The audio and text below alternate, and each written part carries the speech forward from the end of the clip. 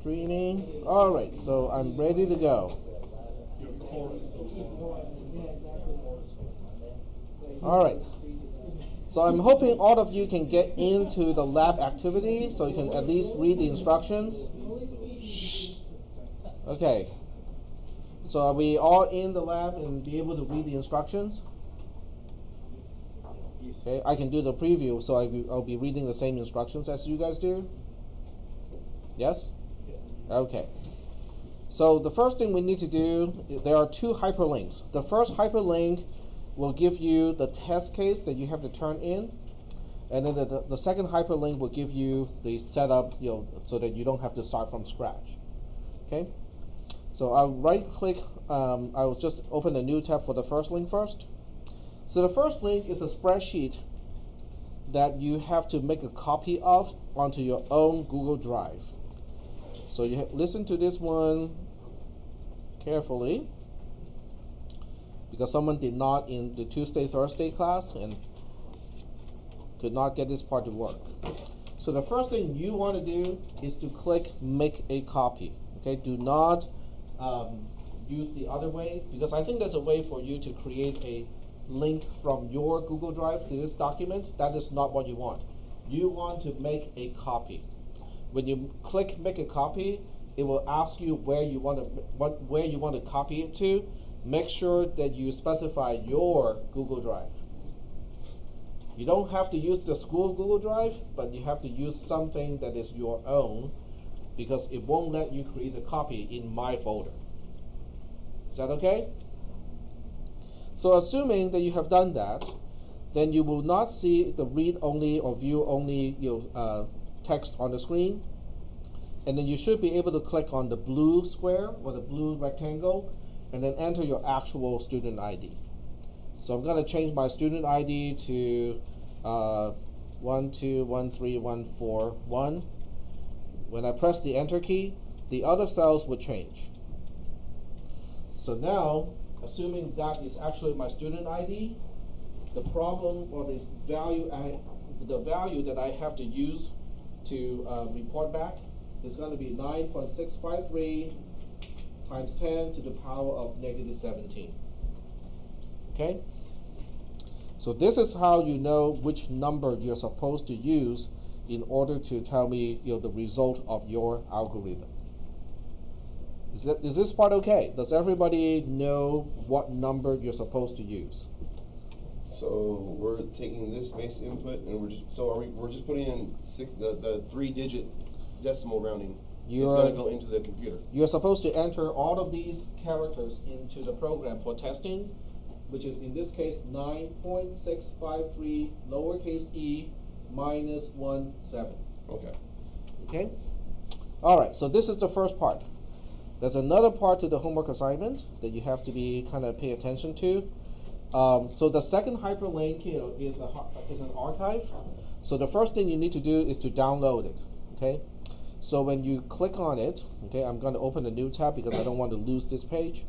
So when you click on it, it will give you a screen like this. It may not be exactly the same because you're not in my account. But regardless, do not click here. Okay, I know somebody has clicked that already. That's just my guess. I'm guessing 3 or 4 people has clicked that already. So don't click that. Click this one instead. In other words, you don't want to expand the content of the zip file when you're on the server. You want to download it first. Okay, so click download, and then your browser is going to ask you, do you want to open it? If you're in Windows, you can go ahead and open it if you want to. If you want to save a copy of the archive file, just save it first and then open it later. Is that okay? Are there any questions about this part? Are we good? Yep. So this is, what if we already have code blocks? If we already have code blocks on our... this is a Cobalt project. It's not code blocks itself. Oh, it is just a project file. It's a project file. It's okay. a project I file. gotcha. So I'm going to save this file to my drive. Okay, so I will specify this to a new location because you can see I have here already. So I'm going to specify a new location, which is my temp folder. You probably want to save it to a default location, and most browsers will not even ask you where to save the file. It will automatically save it to the downloads folder. Okay, so I have this file already downloaded and saved to the temp folder. You probably have it saved to a different location. So in Linux, I did not install the tool that I need to graphically unzip a file. Okay, so the way I do this one is to unzip it using a command line. So in my case, I have to unzip it manually using the command line. If you're using Windows, you just double click on the zip file and it will open it. You want to extract the content of the zip file to a particular folder so you can start with the project. Okay? Is that part okay? Okay. So I'm going to unzip the file and it will create a folder called double1. Okay? Inside the folder double1, the most important file is double1.cbp. This is the CodeBlocks project file that you can open in CodeBlocks. So here's the confusing part. If you have never used CodeBlocks before, okay, then you have options. If you have used CodeBlocks before and you feel comfortable with CodeBlocks, just use CodeBlocks. Okay? So now what options do you have? If you are in Linux or in Mac OS X, you can choose to use only the source files. The source files, okay, let me go to the folder first. So if you look at all the .c and all the .h files, those are your source files. So in this case, we have 5 source files, 6 files, 6. So we have this file and its own .h file. We have main.c, we have number.c, we have parse.c, and then we have parse.h. Okay. So if you're a Linux person and you have an account on a Power server, these 6 files are all that you need. So like if I wanted to use Visual Studio, I can just upload them in that? Yes. So if you want to use another IDE that is not CodeBlocks compatible, then you open a new project. You have to create a new project first, okay, and then import these files into your IDE. Oh, okay. Okay. If you want to use Visual Studio, probably will work. Okay, I cannot guarantee. I'll try CodeBlocks. Yeah, CodeBlocks will definitely work. If you have a Mac OS X machine, you can use Xcode. Xcode comes with its own IDE. You can create your own project in Xcode and then import these files into your project. Is that part okay? All right. For those of you who do not have CodeBlocks but want to install CodeBlocks, it's relatively easy. Just look for CodeBlocks, CodeBlocks, and the first link will take you to the IDE or the home site, the home page. So you want to click on Downloads, and then under Downloads, there are several ways to download. You want to get the binary release. Do not get the nightly build because that may contain bugs that are still unstable. Now you have options here. Okay, in Windows there are many files that you can download to install it. Do not pick the first choice, okay, because most people look at the first one and go click. Okay, you want to get the 4th one from the top, which is main GW-setup, because that one includes GCC and GDB as a part of the package. Okay. If you download and install the first one, it will give you CodeBlocks, but it doesn't give you GCC or GDB as a backend, so you won't be able to build your project and do anything with it. So you got to have the one that includes main GW. Are we doing okay so far with how to set up your environment? So you got options. At the end of the day, you just need a C compiler. Not even C++. Plain C is fine. Are we doing okay so far? Okay. So now, assuming you're using CodeBlocks, okay, so let's see how we can open the project. So I do have CodeBlocks installed on this machine. In fact, it is running already. I'm going to close everything. So this way, my screen will resemble yours. So I'm going to close all my projects.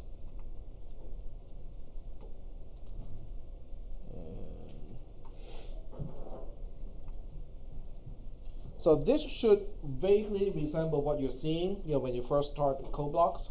So what you need to do is to go to File, click Open. Navigate to the folder where you have unzipped all the files. In my case, it is in the temp folder. And inside the folder called double1. And inside double1, there should be a file called double1.cbp. And that's the file that you need to open. So are we doing okay so far with this? I'm just kind of pausing here to make sure that you guys can catch up with at this point or understand what you need to do. You don't have to do it on your workstation. You just have to kind of understand the process. Is that okay so far? Okay. So I'm going to open this file, and it will give you something like this. If you go to Sources and click that drop-down box, you will see the source files, the 3.c files. Do not change. Okay, and I repeat, do not change main, do not change parse. You only have to open exp10 to 2 because we are changing the exponent, and that's the file that contains the logic to change the exponent. Are we doing okay so far with this? Okay. So you double click here, and it will give you the content of this file. This is the function that you have to finish. You cannot change the name of the function, you cannot change the parameter, but you can specify any code you want inside the body of the function. You can also define your own function before this one. Okay, so you can define additional functions, helper functions, if you want to. Okay, I don't think you will need it, but if you feel that, oh, I want to define a function to do a particular thing, you can do that. Yep. Does this have to be in C? Or like if we know C++, can we write it in C++? I don't think you will need anything that's specific to C++, because remember, C++ is for the most part a superset of C. So C++ includes everything that is C, but it has some additional features. So I don't think you will need those additional features in C++ in this homework assignment. Well, I mean, like, I only know C++ personally. Can I just write it in C++ and then... Well, the source file is set up to be a .c file, which Right. means the compiler will treat it as a plain C file and not a C++ file. But I think you won't encounter problems, where you can do it in C++, but you cannot do it in plain C. I don't think you will get to those spots. Okay. Okay. So in this particular program, you cannot use double. You cannot use float, you cannot use power, you cannot use anything that involves the use of floating point numbers. And yet you're doing the conversion. Is that okay? All right. So how do you test your code? This program has no input and it has no output. Okay, back there, are you guys ready? So how do you test this program? So the way to test this program is actually written in the description of the text here. So what you need to do is go to Project, and then go to Set Programs Arguments. This is how you set up your test case. Go to Program Arguments, and then you specify -n, -lowercase n, -n, space, and then whatever floating point number base 10 that you want to test your program with. So it doesn't have to be exactly the number that I saw a little bit earlier. I would advise you guys to use something that is easy to test. Don't start with something that's difficult. Start with something that's easy. Wait, so how'd you get that window? To get to this window, okay, cancel. To get to this window, we go to Project, Set Programs Arguments, which is about middle of that menu. And then you go to Program Arguments, and then you specify -n, and then some number here. Now the simplest one that I can even think of is 1. Okay, but if you use 1, you might want to put some additional zeros after a decimal point. Okay, so I'm going to use this one. I'll show you exactly what the program will do for you until it gets to the point where you have to specify your code. Okay. So are we doing okay so far here? Whatever test case you want to use, you have to use this mechanism and change the program arguments. Is that okay? All right? Okay. So I'm going to click OK here, and it's time to test the program. Because this program has no input and no output, the only way you can tell whether the program is working or not is to use the debugger. So you have to learn a little bit of how to use the debugger of whatever IDE or environment you choose to use. In code blocks, if you put your cursor, your mouse cursor, just a little bit to the right-hand side of a line number and click it, it sets a breakpoint. So what you see probably as a red circle is actually a red stop sign, which indicates that we have a breakpoint here. Are you guys doing okay? Yes. Okay. So we have a breakpoint here, which means when execution gets to this point, the program will pause. It doesn't stop, it just pauses.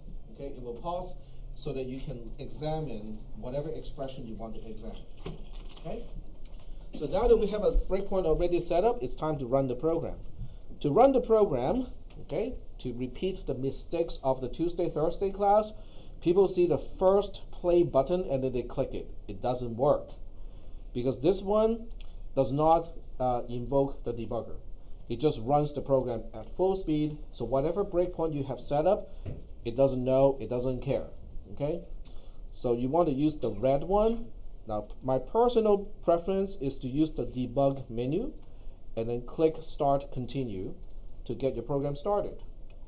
The reason why I like to use the menu approach because this will also show you what other things you can do when you're debugging your program. Okay? So I click, Start/Continue, and then code blocks will automatically compile the program and do everything that is needed. And you can now see that there's a yellow arrow on top of the stop sign. The yellow arrow indicates the current point of execution. So what this means is the execution of the program has reached the breakpoint and it has paused. Okay, the program is not stopped. Okay, it can be resumed. It's only paused. So at this point, when you look at the command down here, you can enter any GDB command here. So all the commands that we talked about in class, you can use all of those. I think for debugging this program, you only need to use print. So you say print. You can print the parameter itself. The parameter is pn. Okay, so you can say print pn. But pn, what is the type of pn? It's a pointer to a structure. Exactly. So when you say print pn, it's only going to tell you where the structure is, but it's not going to be very helpful because I want to know what the members are inside the structure and what the values are for the members. This doesn't tell me any of that. So what do you think I should do instead when I use the print command? Exactly, dereference. So I need to use print *pn to dereference what the pointer is pointing to. So now I can actually look at the entire structure. So when you look at the structure, it seems to be wrong because I entered, we were testing 1.000, right? But it gives me a Mantissa of 1,000. That is actually correct because I want everything to be integers. I want the Mantissa to be an integer. I want my exponent of 10 to be an integer. I want my exponent 2 to also be an integer. But you can also see exponent 10 is not 0. It is -3. And that's because I shift the decimal point to the right-hand side 3 times so that 1.000 becomes 1,000. But in order to make up for the shifting of the decimal point, I have to decrease the exponent 3 times, or by 3, so that I specify exactly the same value. Is that okay? So how do you represent 1 as a double precision, I shouldn't say double, but as a binary scientific notation? But you have some extra requirements that you have to meet. So I'm going to switch back to the description of the homework. So when I switch back to here, where is it?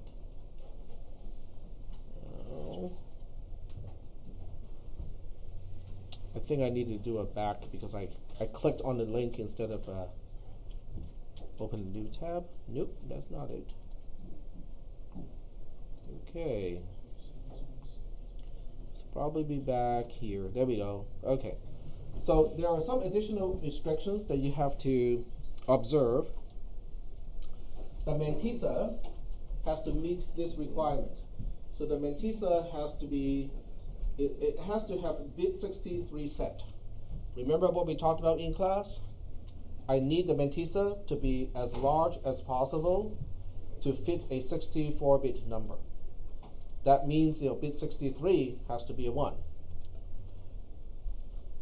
When the program is done, when your code is done, I want exp10 to be a 0 because that's the whole point. The whole point is to get rid of the exponent of 10. So I want that to be a 0.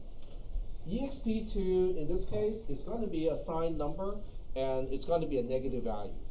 Okay, because you have to adjust for the magnitude of the Mantissa. But I don't want to change the value that is represented. So in other words, in your code, you get to play with the Mantissa, you get to play with exp2, you get to play with exp10, but the value represented should still be the same or as close as possible to what you start up with. Is that okay? Okay? So a lot of the stuff that we talked about today in lecture applies to this code, okay, the code that you're going to write. All right, so let's switch back to this example, okay? So given that my Mantissa is 1,000 at this point, exponent 10 is -3, and exponent 2 is a 0, what do you think is the correct answer? If I'm too lazy to write a program, I look at this number and go, yeah, I can figure this out by hand. What do you think would be the answer? What do you think the Mantissa should be? And what do you think the exponent 2 should be? Okay, let's analyze how we can do this by hand. Okay, so what we want is some kind of Mantissa times 2 to the power of exp2, and we want this to equal to just the value of 1, which seems pretty easy, right? Except I need the Mantissa to have bit 63 turned on. Now you can have additional bits turned on, that's up to you, but I need bit 63 to be on. So how do I get to this representation and still have it to represent exactly 1? What do you think the Mantissa would look like? What about something like this? What about the Mantissa being 1 in binary? 1 followed by 1. Okay, it's not easy to use this editor, but okay, imagine there are 63 zeros here. Okay, in base 2 times 2 to the power of what would equal to 0? There are 63 zeros, so the power of 2 has to be negative 63. Very good. Okay, because then that will also specify a 1. So that means in this case, the solution is you have to specify the Mantissa. The Mantissa in this case is also known as 2 to the power of 63. Okay, but in your case, the solution of your particular homework assignment is not going to be clean like this. It's going to be messy. So you can either use the base 10 representation, just copy and paste it from the debugger into the area that you can paste into in your homework, or you can use hexadecimal. You can pick whatever base you want. Is that okay? And then the exp2 in this case is negative 63. So this is the actual solution that I'm looking for if the question is just 1.000. Is that okay?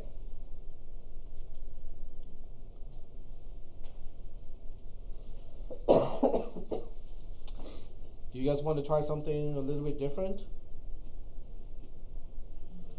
Let's try 15. Okay?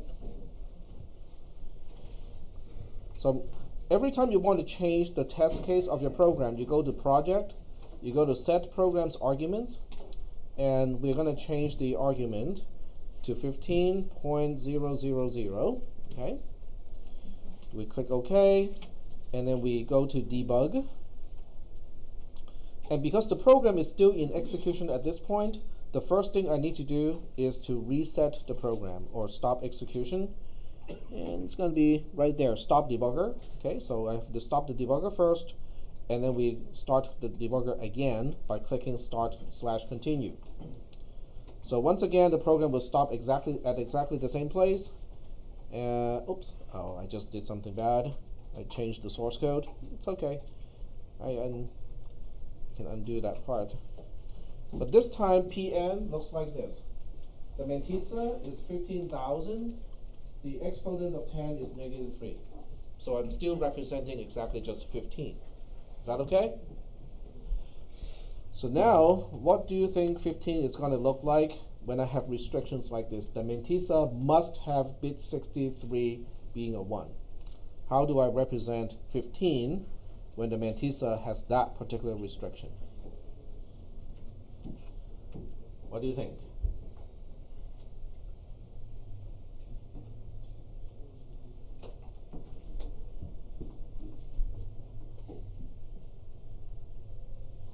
How about something like this? 1, 1, 1, 1, and then followed by a whole bunch of zeros. How many zeros? We have 60 zeros. Okay, in base 2. This is a base 2 number. Times 2 to the power of what?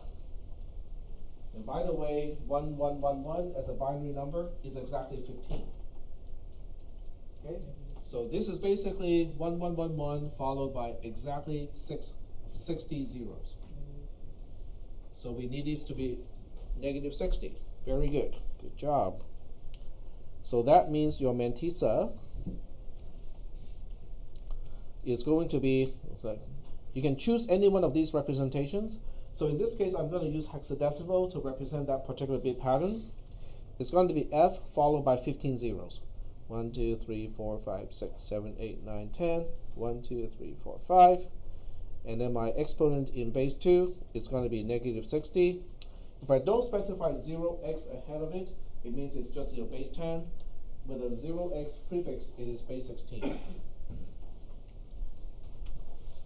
Yep. Question? Nope, just scratching. Okay.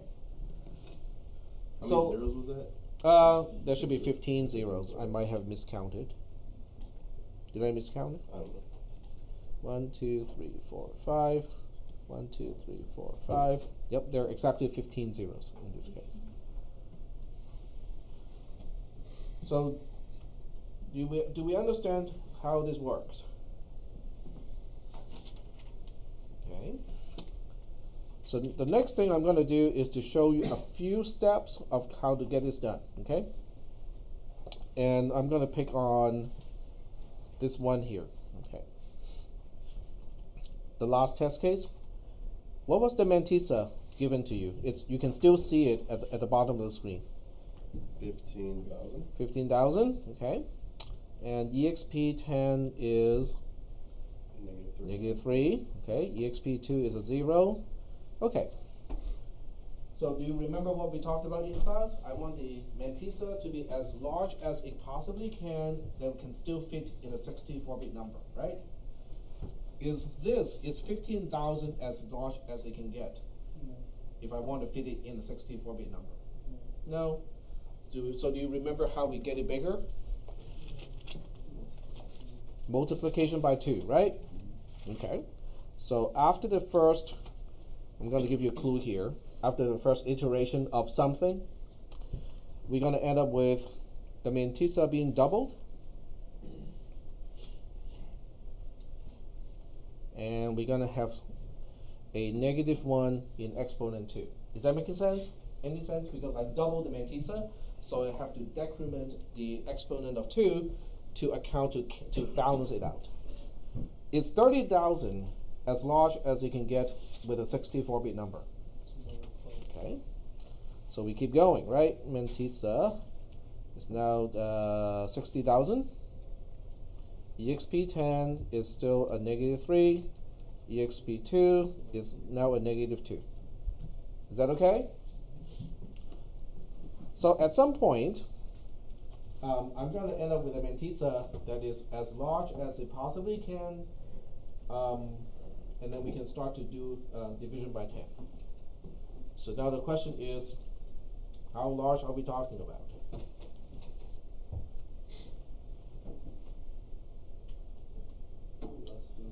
Actually, I think I lied.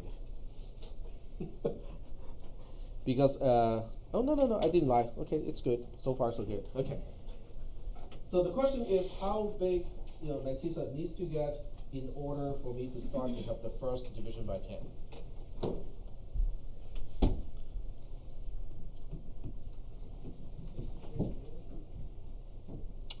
I'm gonna give it a guess. Okay? So the guess is, how many bits do I need to represent 15,000? Okay, without actually typing it up and stuff like that, what would be your guess? How many bits do I need to represent 15,000? 1,000 is approximately 2 to the power of 10. And the 15 needs exactly 4 bits, right? So 4 bits for the 15, and then 10 bits for the 1,000. So 4 plus 10 is 14. So my guess is we need 14 bits to represent 15,000. Okay. Does it make sense? Now 14 bits or 2 to the power of 14 is 16,000 blah blah blah. That sounds to me that it's about right. Okay? So now that we know we need exactly 14 bits to represent 15,000, how many times do I have to multiply that by 2 before I get the most significant bit to become a 1 in a 64-bit number? What is 64 minus 14, right? 40 or 50. Yes, it is 50, not 40, but that's close. Good.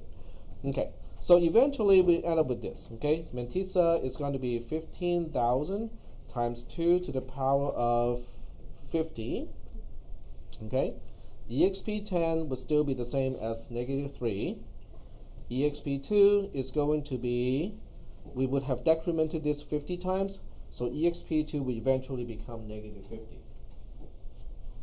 If you look at this Mantissa, if you look at the product of 15,000 times 2 to the power 50, it's going to have bit 63 being a 1. So we're good. Is that okay? You guys are not convinced. Well, if you're not convinced, what can I do to help convince you of that? Yep, go ahead. So I followed through on the exponent to and how you decremented it, but I didn't understand why you got the 50 though. Like The 50? Yeah. It's because I already know 15,000 has bit 14 being the most significant one. I need that one, the most significant one, all the way to bit 63. Right now it's bit 14. So that means, oh, I did the calculation. No, I did it right. Because right now the most significant bit is actually bit 13. Because I need 14 bits to represent it, so the most significant bit is actually bit 13. Is that okay? But I need that bit 15 to be bit 63. So how many times do I need to shift it to the left in order for bit 13, in order for bit 13 to become bit 63? 50 times, because 63 minus 13 is 50.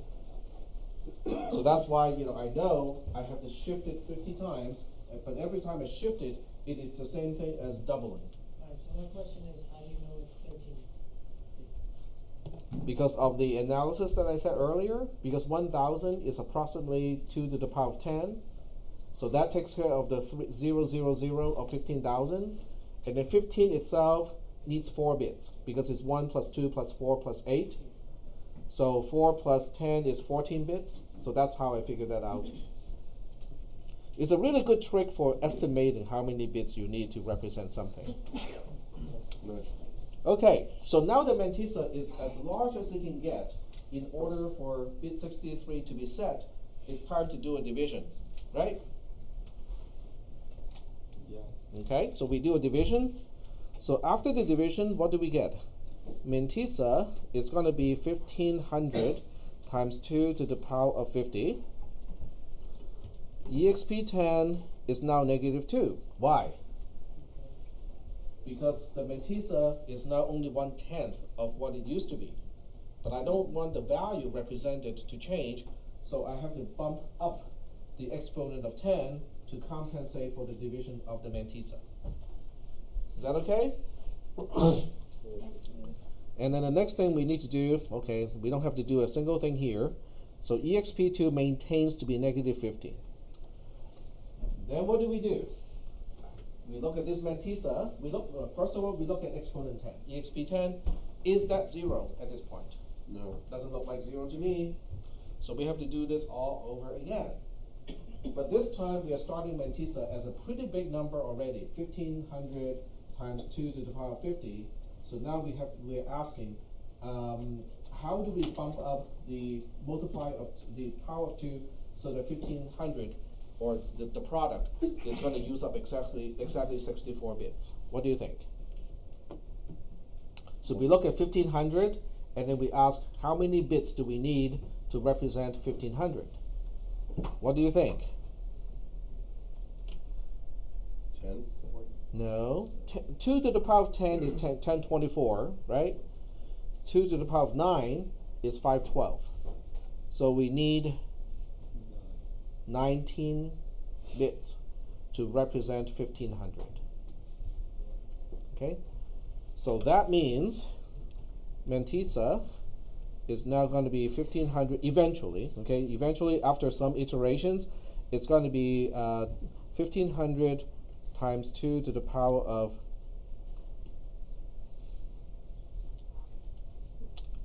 okay, does it make sense? Okay, so it takes 19 bits to do it. So 60 minus 19, 64 minus 19 is what? I cannot do arithmetics. Come on, help me. 64 minus 19. Yep. So it's about the same as minus 20 plus 1. 45? 45? That doesn't seem right to me. Okay, so maybe my math is wrong. So 1500 needs how many bits to represent? Not 19. Well, 19, maybe like 12. I thought it was 14 for 15.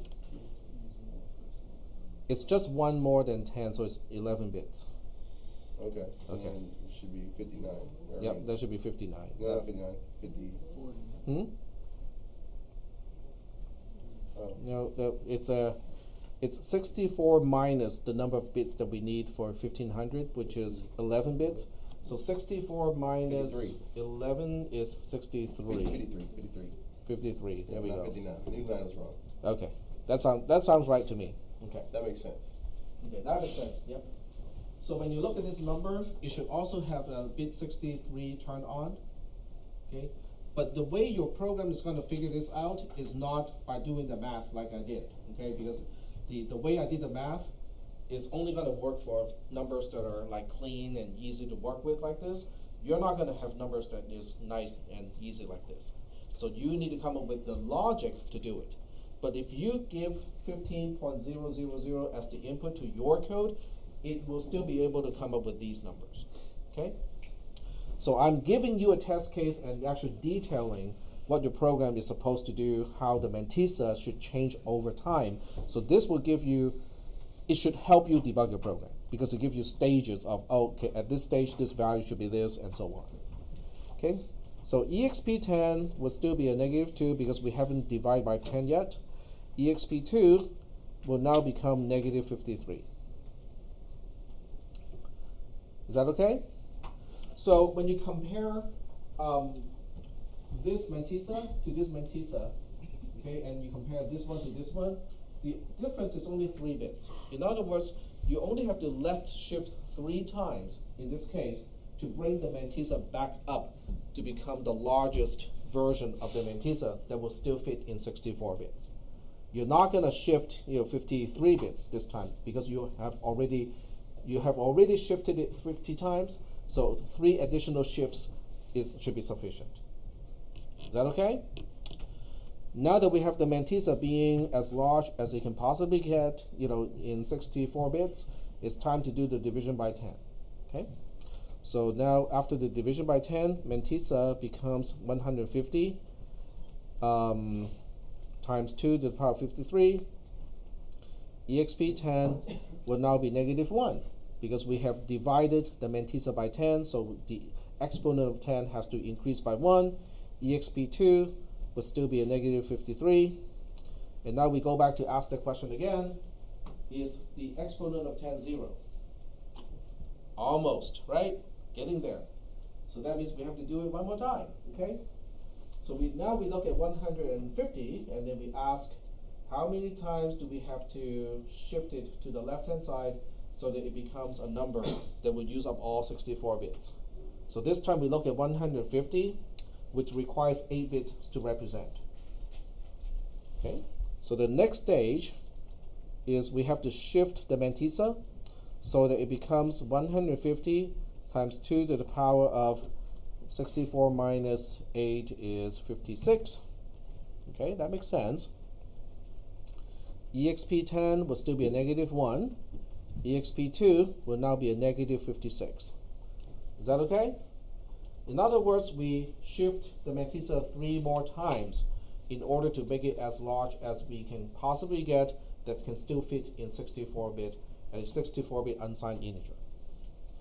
Now that it is barely fitting into 64 bits, it's time to do another division by 10.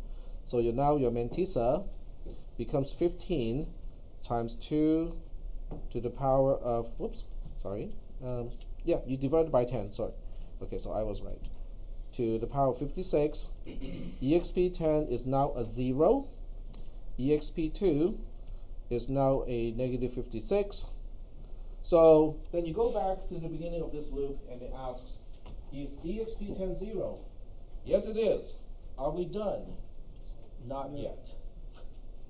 We're not done yet because Mantissa is too small. Okay, it does not fit in 64 bits. Because the question wants the Mantissa to fit in exactly 64 bits, and it is not using all 64 bits at this point. Okay, so if we are to answer the question the way it is asked, then we have one last step to perform. So we have to look at the Mantissa, and then we say, well, what are we going to multiply it to in order to make it use up all 64 bits? So now you look at 15. 15 needs exactly 4 bits to represent, and so you need to shift it exactly 60 times. So you have to shift it 4 times this time. exp10 maintains to be a 0 because we are only multiplying by 2, so it has no change to exp10. exp2 will now decrement 4 times to become -60. That becomes the answer. So is this helping to outline what your program needs to do? Okay, yep. Was everything recorded? Isn't it a little bit too late to ask? Oh! And it is recording with voice, yes. There's no background music though. So it might be slightly dry. I'll have to edit it for you. Substitute text voice with music, right? Yep. So when you have to do the rounding, you have to do the rounding with a 15. Every time you do a division by 10, you have to do the rounding. So every time you go from 150 to 15, technically speaking, you're adding 5 to 150 times 2 to the power of 56, and then divided by 10. So every time you do a division by 10, you add 5 to the value first before you do the division by 10. Approximation. But in this case, the rounding is not going to matter because every single time we do a division by 10, it works out with no remainder. 150,000. Program, you can check if there's remainder. No, you don't have to. In this case, if I do the plus 5 and then do an integer division by 10, it comes out to the same result. Okay, so are we okay with how to set up your code blocks, how to debug the program, and also, you know, a clue of what your code is supposed to do. Okay, very good. So we do have 1 week to work on this, which means the lab on Monday is your last chance to ask me questions, not counting my office hour on next Tuesday. So the best thing you can do is to kind of work on this, you know, over the weekend, so that on Monday, if you have some sticky point, you know, that you cannot get over, that's the good time to ask. Yep. Is the test this Monday or next Monday? This Monday. It's the coming Monday. That's exam 1. This coming Monday is This coming Monday is exam 1. Yep. Is lab going to be review on this after Monday or after the test? Are you still going to have a lab period? Yes. So after exam 1, we'll still have a lab like today, but I won't give you any new things to work on. So I can answer questions. If you are working on this program, you get to a certain point, it doesn't work, you have no way to figure out why it's not working. Next Monday is a good time for me to answer those questions. Which is not to say that some of you cannot get it done today. I actually got one student on a Tuesday, Thursday early lab who got it done within the lab time. I would have started. If I would have known what I was doing, I would have finished. I should be able to finish soon. Yep. I know how to use this code blocks. That's half the thing. And then the Visual Studio here, you guys don't have the C++ module installed. It's C#. Oh, just C#? Okay, so that won't work. No. You can always, there's also, code blocks works. Oh, okay. So you don't have to do it here. But if you do it at home, then it gets difficult when you want to show me something because you're going to be using Visual Studio. Oh, I know what. You can bring it back here.